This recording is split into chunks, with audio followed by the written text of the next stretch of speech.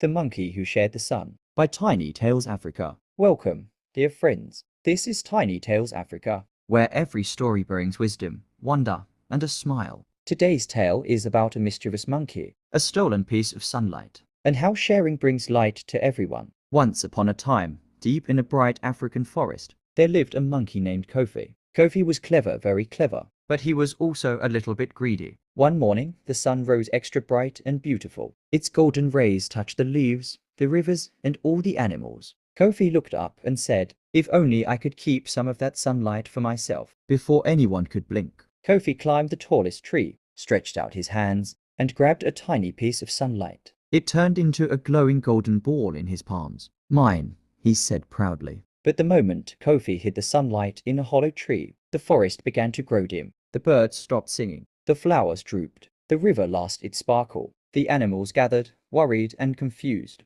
"Why is the forest so dark?" asked the zebra. "Where has our warm sunlight gone?" cried the antelope. But high above, Kofi sat with his treasure, smiling to himself. Then the wise old elephant, leader of all the forest animals, called everyone together. "We must discover what happened to the sun," he said. And soon they found Kofi sitting beside the glowing golden ball. "Please, Kofi," the elephant said gently. "The sunlight belongs to everyone. Without it, the forest cannot live." But Kofi hugged the light tightly. "No, I found it. It's mine," he insisted. Suddenly, dark clouds rolled across the sky. A cold wind blew. Thunder growled in the distance, and the forest spirit whispered through the wind, "Those who keep light only for themselves will sit in their own darkness." The tree where Kofi sat became surrounded by a deep, cold shadow. Kofi shivered. He looked down and saw the animals huddled together sadly. And for the first time, he felt lonely. Slowly, Kofi climbed down from the tree. He held up the glowing ball and said softly, "I'm sorry. I didn't know it would hurt everyone." He placed the sunlight gently in the center of the forest.